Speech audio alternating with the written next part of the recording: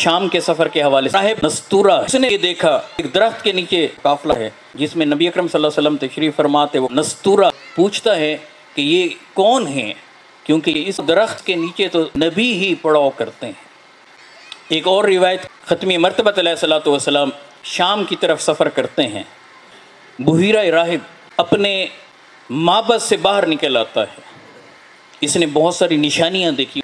دیکھا کہ ایک قافلہ درخت کے نیچے آ کر رکا ہے، اس پر ایک بادل سایہ فگن ہے. بحیرہ راہب باہر نکل آیا، نبی اکرم صلی اللہ علیہ وآلہ وسلم کے بارے میں دریافت کرنے لگا.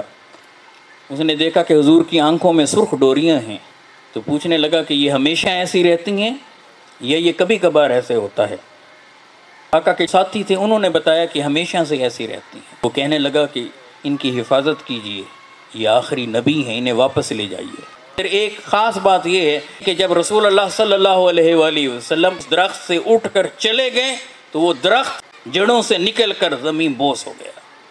اشارہ ملتا ہے کہ اگر پچھلی کتابوں میں کسی درخت کا یہ بھی لکھا تھا کہ اس کے نیچے نبی آ کر قیام کرتا ہے، اور پھر آقا علیہ الصلوۃ والسلام کی نشانیوں میں سے بھی وہ تھا، اور ادھر آقا علیہ الصلوۃ والسلام جس درخت کے نیچے جا کر بیٹھے ہیں اور جب آقا اٹھ کر وہاں سے چلے جاتے ہیں تو وہ درخت نکل کر زمین بوس ہو رہا ہے. تو یہ اشارہ ہے اس بات کی طرف کہ آخری نبی آ چکے ہیں، آخری رسول آ چکے ہیں. آقا علیہ الصلوۃ والسلام اس کے نیچے بیٹھ کر اٹھ کر چلے گئے اور درخت جڑ سے اکھڑ کر گر پڑا. مطلب یہ کہ اب پیغمبر اسلام صلی اللہ علیہ وآلہ وسلم کے بعد قیامت تک نہ کسی نبی اور نہ کسی رسول نے آنا ہے، اس لیے کوئی ایسا درخت ہی نہیں کہ جو ہو اور اس کے نیچے کسی پیغمبر نے بیٹھنا ہو.